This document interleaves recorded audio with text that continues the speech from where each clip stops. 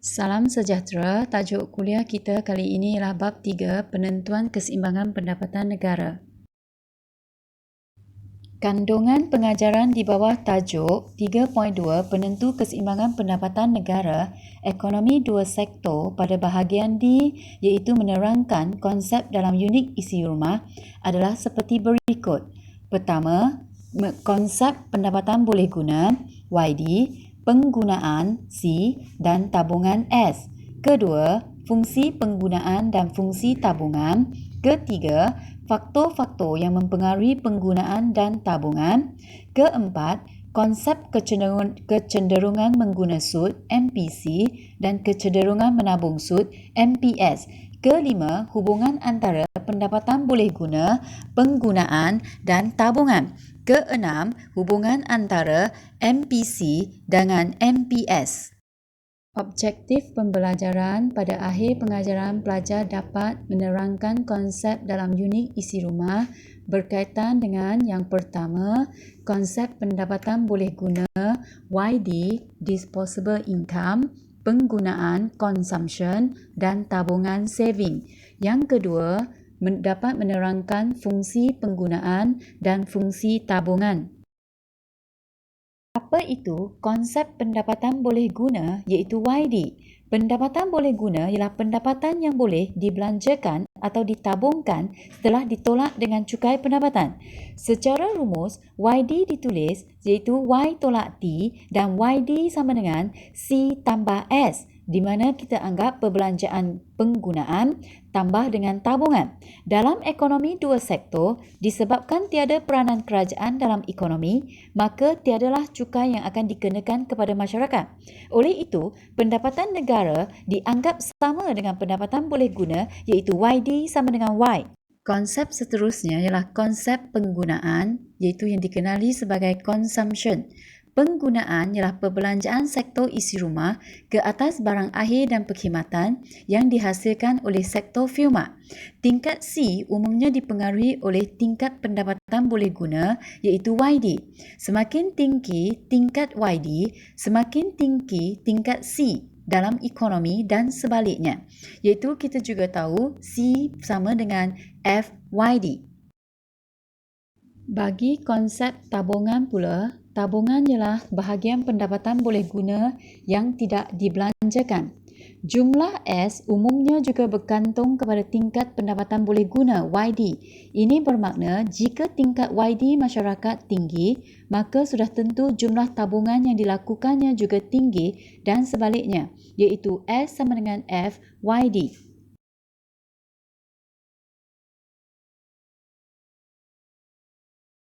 Apa itu fungsi penggunaan? Fungsi penggunaan ialah persamaan yang menunjukkan hubungan antara perbelanjaan penggunaan dengan pendapatan negara. Ianya merujuk kepada tingkat penggunaan isi rumah pada pelbagai tingkat pendapatan negara. Dalam ekonomi dua sektor, secara rumus fungsi perbelanjaan penggunaan ditulis sebagai C sama dengan A tambah BYD, di mana penggunaan autonomi A iaitu pada YD sama dengan kosong. Kecenderungan mengguna sud MPC B sama dengan perubahan C per dengan perubahan YD. Penggunaan teraruh ataupun terangsang iaitu BYD.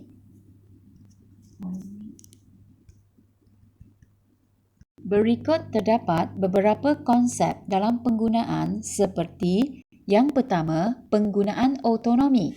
A ialah perbelanjaan penggunaan yang tidak dipengaruhi oleh pendapatan boleh guna tetapi perlu dilakukan walaupun pendapatan boleh guna sifat iaitu YD sama dengan kosong. Yang kedua, penggunaan teraruh atau terangsang BYD ialah perbelanjaan penggunaan yang dipengaruhi oleh pendapatan boleh guna. Apabila semakin tinggi pendapatan boleh guna, maka semakin tinggi perbelanjaan penggunaan dan sebaliknya. Yang ketiga, kecenderungan mengguna sud yang juga dikenali sebagai marginal propensity to consume iaitu B ialah nilai kecerunan fungsi C. Apa itu fungsi tabungan? Fungsi tabungan ialah persamaan yang menunjukkan hubungan antara tabungan dengan pendapatan negara. Ianya merujuk kepada tingkat tabungan isi rumah pada pelbagai tingkat pendapatan negara. Dalam ekonomi dua sektor, secara rumus fungsi tabungan ditulis sebagai S sama dengan negatif A tambah DYD, di mana tabungan autonomi negatif A iaitu pada YD sama dengan kosong. Kecenderungan menabung sud MPS D sama dengan perubahan S per perubahan YD. Tabungan teraruh atau teransang DYD. Berikut pula merupakan beberapa konsep tabungan seperti tabungan autonomi negatif A ialah tabungan ketika pendapatan boleh guna adalah sifar dan nilainya sama dengan nilai negatif penggunaan autonomi. Yang kedua, tabungan teraruh atau teransang DYD ialah tabungan yang dipengaruhi oleh pendapatan boleh guna. Semakin tinggi pendapatan boleh guna, semakin tinggi tabungan dan sebaliknya. Yang ketiga, kecenderungan menabung sud D ialah nilai kecerunan fungsi S. Bagaimana fungsi S dapat diwujudkan? Berikut terdapat dua persamaan iaitu YD sama dengan C tambah S. Persamaan pertama, tabungan S sama dengan YD tolak C. Persamaan yang kedua. Jika digantikan fungsi C sama dengan A tambah BYD dalam persamaan dua di atas, maka pada mulanya kita akan dapat S sama dengan YD tolak kurungan A tambah BYD. Dan akhirnya, ringkasan ini akan membentuk S sama dengan negatif A tambah kurungan 1 tolak BYD. Berikut ditunjukkan jadual data untuk YD, C dan S. Berdasarkan data yang kita perolehi, kita boleh menjelaskan tentang fungsi C dan fungsi S. Yang pertama, kita boleh tengok pada nilai C dan S di mana ia bergantung kepada nilai YD. Iaitu, jika YD naik, nilai C dan S juga akan naik bergantung kepada nilai MPC dan MPS. Yang kedua, pada ketika Y sama dengan kosong, nilai C adalah sama dengan 500 juta dan tabungan adalah sama dengan negatif 500 juta. Mengapakah berlaku keadaan sedemikian? Ini kerana tabungan diperlukan untuk membiayai penggunaan autonomi. Sebab itu, nilai tabungan akan bernilai negatif. Yang ketiga, apabila Y sama dengan C, iaitu sama juga dengan 1,000 juta, semua Y sudah tentu akan dibelanjakan. Maka S akan sama dengan kosong. Yang keempat, pada Y sama dengan 2,000 juta, manakala C pula ialah 1,500 juta dan tabungan akan jadi sebanyak 500 juta. Iaitu apabila C tambah dengan S akan sama dengan YD sebanyak 2,000 juta.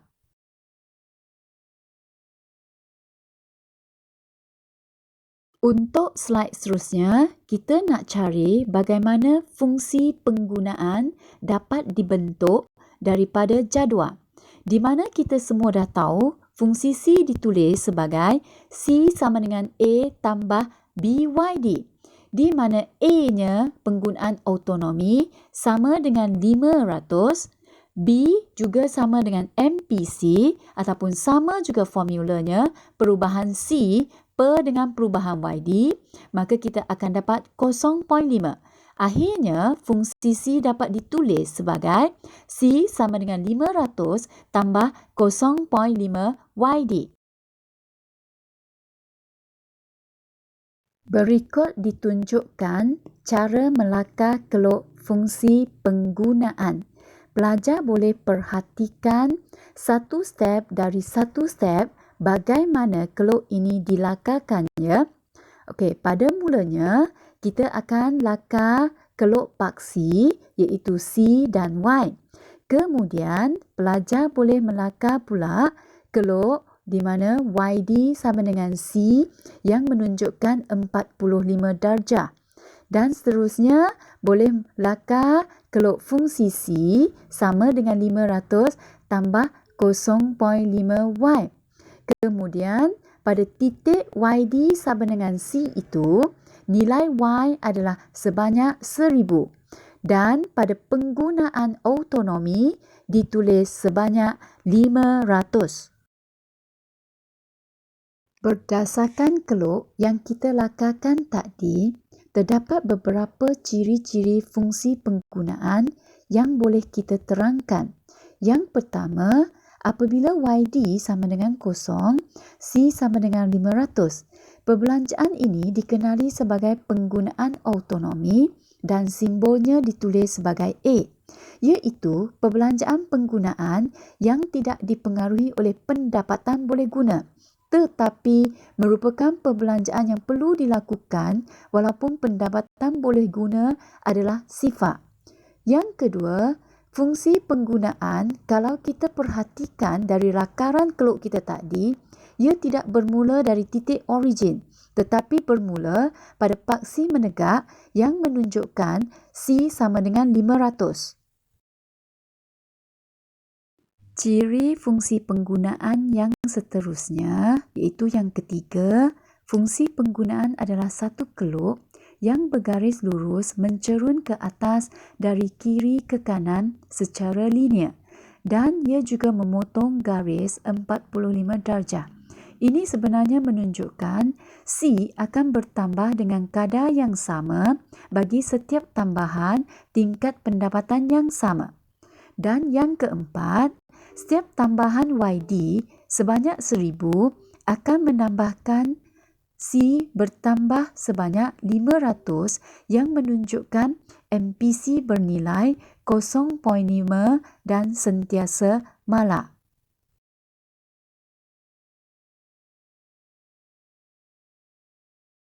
Jika sebelum ini kita dah tahu cara membina fungsi penggunaan dan melakar keluk fungsi penggunaan, jadi apa kata untuk kita belajar pula cara membina fungsi tabungan dan melakar keluk tabungan dari jadual. Seperti mana kita dah belajar sebelum ini, fungsi S ditulis sebagai S sama dengan negatif A tambah kurungan 1 tolak B YD. Negatif A ialah sama dengan nilai negatif 500. 1 tolak B pula sama dengan MPS atau sama dengan perubahan S bahagi dengan perubahan YD yang apabila kita nak dapatkan MPS juga boleh menggunakan formula MPC tambah MPS sama dengan 1. Jadi MPS boleh dikira dengan 1 tolak MPC, maka akan dapat nilai 0.5. Akhirnya, fungsi S akan terbentuk di mana ditulis sebagai S sama dengan negatif 500 tambah 0.5 YD. Slide seterusnya ialah menunjukkan bagaimana fungsi tabungan dilakarkan. Pelajar boleh perhatikan dari satu step ke satu step. Pada mulanya, kita akan masukkan 2 paksi iaitu 1 untuk tabungan dan 1 untuk pendapatan boleh guna. Seterusnya, pelajar boleh lakar fungsi tabungan iaitu negatif 500 tambah dengan 0.5 Y. Dan jangan lupa ya, kita mesti wajib menulis nilai tabungan autonomi yang sebanyak negatif 500. Seterusnya, nilai 1000 itu ialah nilai pendapatan boleh guna ketika tabungan adalah sifar, di mana kita nampak keluk tabung tengah memotong keluk paksi Y. Berdasarkan keluk yang kita lakarkan tadi, maka kita boleh terangkan ciri-ciri fungsi tabungan. Yang pertama, apabila YD sama dengan 0, S sama dengan negatif 500. Fungsi S bermula pada paksi menegak yang menunjukkan S adalah negatif 500.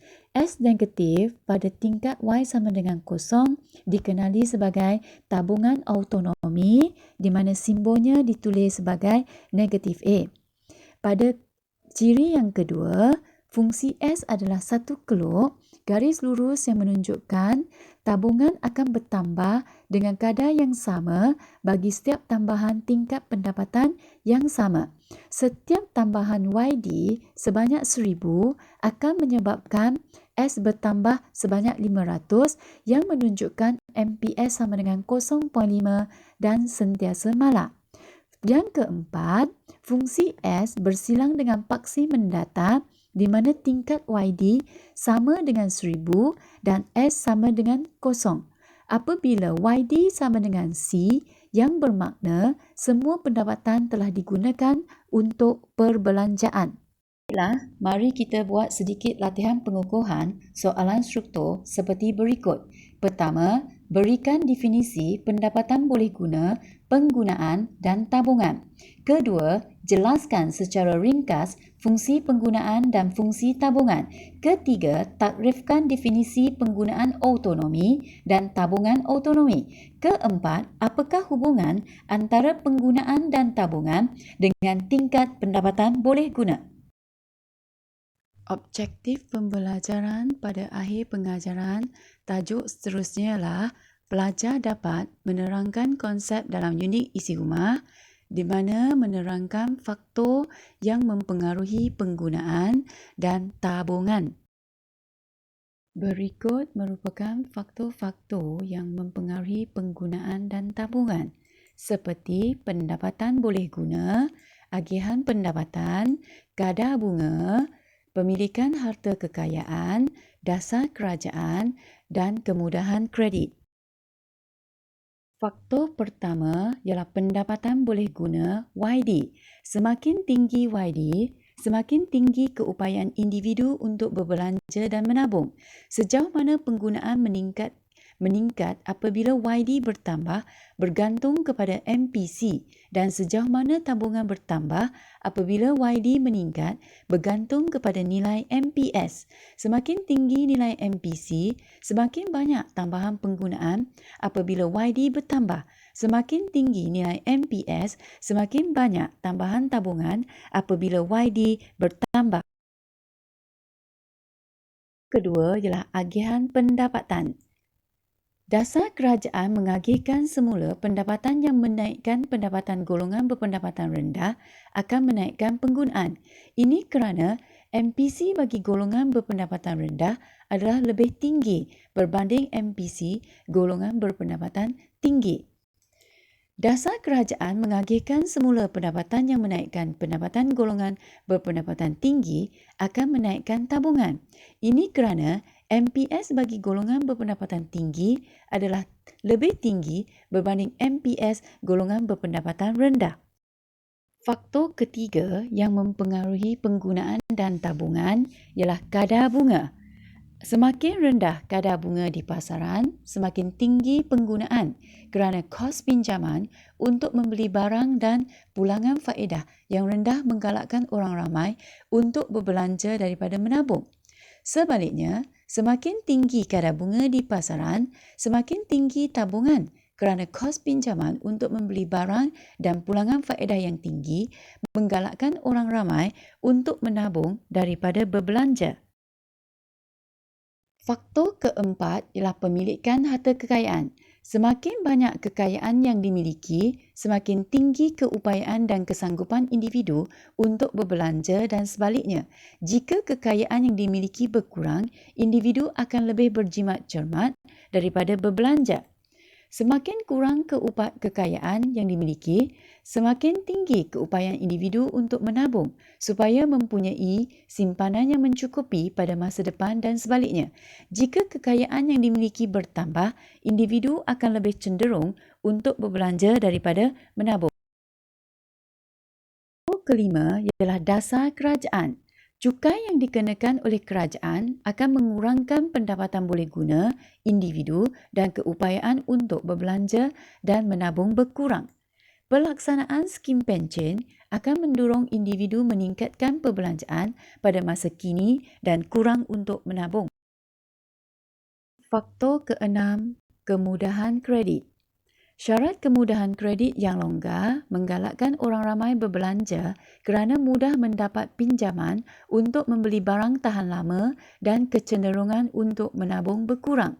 Syarat kemudahan kredit yang ketat menggalakkan orang ramai menabung daripada berbelanja kerana sukar untuk mendapatkan pinjaman atau kemudahan kredit. Objektif pembelajaran pada tajuk seterusnya ialah di mana pelajar dapat menerangkan konsep kecenderungan mengguna sud MPC dan kecenderungan menabung sud MPS. Apa itu kecenderungan mengguna sud MPC? MPC ialah ukuran tambahan perbelanjaan penggunaan kesan daripada tambahan pendapatan negara. MPC ditentukan dengan mencari nisbah di antara perubahan perbelanjaan penggunaan terhadap perubahan pendapatan negara. Secara rumus, ia ditulis perubahan C per perubahan YD. Nilai MPC adalah sama pada setiap tambahan tingkat pendapatan negara. Apa pula kecenderungan menabung sud? MPS. MPS ialah ukuran tambahan tabungan kesan daripada tambahan pendapatan negara. MPS ditentukan dengan mencari nisbah di antara perubahan tabungan terhadap perubahan pendapatan negara. Secara rumus ditulis perubahan S per perubahan YD. Nilai MPS juga adalah sama pada setiap tambahan tingkat pendapatan negara.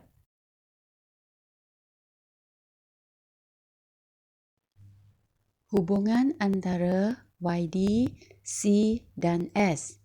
Hubungan YD dengan C adalah positif. Jika tingkat pendapatan boleh guna masyarakat adalah tinggi, maka jumlah penggunaan yang dilakukan juga adalah tinggi dan sebaliknya, C sama dengan FYD. Hubungan YD dengan S adalah positif. Jika pendapatan boleh guna masyarakat adalah tinggi, maka jumlah tabungan yang dilakukannya juga adalah tinggi dan sebaliknya, S sama dengan FYD. YD mempunyai hubungan secara langsung dengan C dan S, di mana kita tahu YD sama dengan C tambah S. Apabila YD lebih kecil daripada C, S bernilai negatif. YD sama dengan C, S bernilai sifar. YD lebih besar daripada C, S bernilai positif. Objektif pembelajaran pada tajuk seterusnya ialah pelajar dapat menerangkan hubungan antara pendapatan boleh guna YD, penggunaan C dan tabungan S.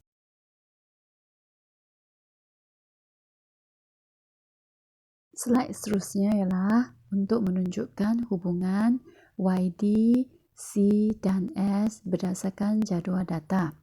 Jadi kalau kita perhatikan daripada data yang diberikan, kita boleh mengaitkan beberapa hubungan antara Y, C dan S melalui jadual ini.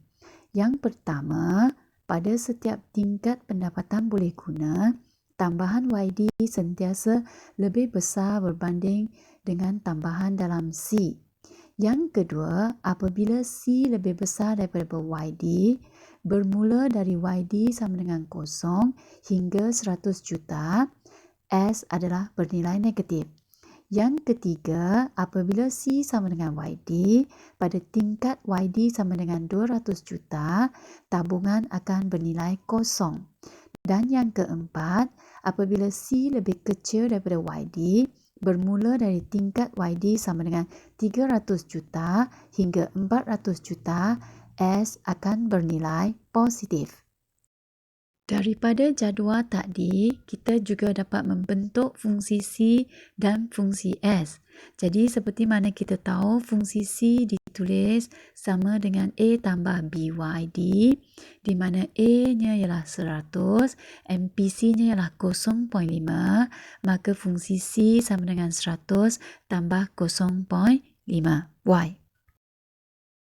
Untuk membentuk fungsi S pula, ia boleh ditulis dengan formula S sama dengan YD tolak C. Sebab sebelum ini kita sudah dapat mencari fungsi C. Apabila digantikan dalam persamaan ini, akhirnya fungsi S dapat dibentuk dan ditulis sebagai S sama dengan negatif 100 tambah 0.5 Y. Berdasarkan slide ini pula, pelajar boleh lihat bagaimana hubungan YD, C dan S dapat ditunjukkan secara keluk ataupun rajah. Berdasarkan rajah, beberapa penerangan boleh diterangkan antara hubungan bagi YD, C dan S. Yang pertama, apabila fungsi C sama dengan 100 tambah 0.5Y, ini menunjukkan bahawa apabila Y sama dengan 0, penggunaan autonomi A sama dengan 100 juta. Yang kedua, fungsi C adalah berkecerunan positif, di mana hubungan YD dan C adalah secara langsung. Kaitannya iaitu apabila YD naik, C akan naik. Dan sebaliknya, apabila YD turun, C juga akan turun. Kalau kita rujuk pada titik A dalam rajah itu, ini menunjukkan perbelanjaan ke atas semua pendapatan YD sama dengan C, maka nilai S akan sama dengan 0. Bagi fungsi S pula, iaitu S sama dengan negatif 100 tambah 0.5Y, menunjukkan bahawa apabila Y sama dengan 0, S sama dengan negatif 100 juta. Ini kerana ia digunakan untuk membiayai penggunaan autonomi. Fungsi S juga berkecerunan positif seperti fungsi C yang menunjukkan hubungan secara langsung antara YD dengan S, di mana apabila YD naik, S juga akan naik, dan apabila YD turun, S juga akan turun. Penerangan seterusnya juga boleh dikaitkan apabila YD kurang daripada 200 juta. Contohnya, kita guna pada Y sama dengan 100 juta. Fungsi C berada di atas keluk Y sama dengan C, iaitu menunjukkan apabila C lebih besar daripada Y, S bernilai negatif. Sebenarnya lebihan C sebanyak 50 juta itu, manakala S akan bernilai negatif sama dengan negatif 50 juta. Okey, apabila C lebih besar daripada YD, mengapa tabungan akan bernilai negatif? Kerana ia melibatkan penggunaan tabungan masa lampau atau meminjam dari pelbagai sumber seperti di institusi kewangan atau menjual sebarang bentuk harta kekayaan yang dimiliki. Okey, bagi pendapatan yang lebih besar daripada 200 juta pula, contohnya pada Y sama dengan 300 juta, fungsi C akan berada di bawah keluk Y sama dengan C, iaitu menunjukkan C lebih kecil daripada YD. Sudah tentu S akan bernilai positif. Lebihan Y sama dengan 50 juta, manakala S akan bernilai positif, sama dengan 50 juta yang dapat ditabungkan.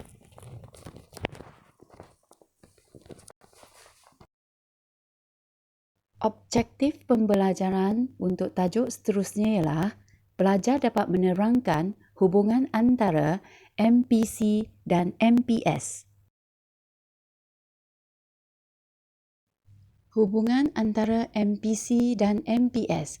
YD digunakan untuk tujuan C dan S, di mana YD sama dengan C tambah S. Jika berlaku perubahan YD, maka akan berlaku dalam perubahan C dan perubahan S.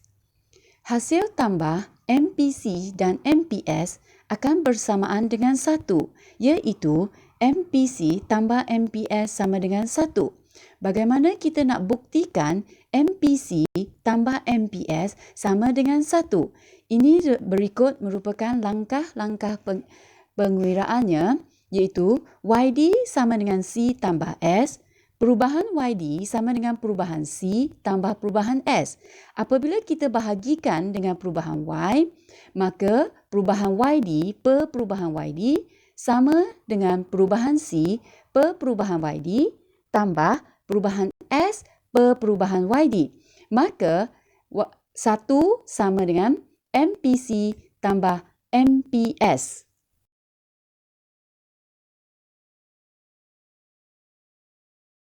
Berikut disediakan beberapa soalan latihan soalan struktur, iaitu seperti pertama, apakah yang dimaksudkan dengan kecenderungan mengguna sud MPC dan kecenderungan menabung sud MPS? Nyatakan hubungan antara MPC dan MPS.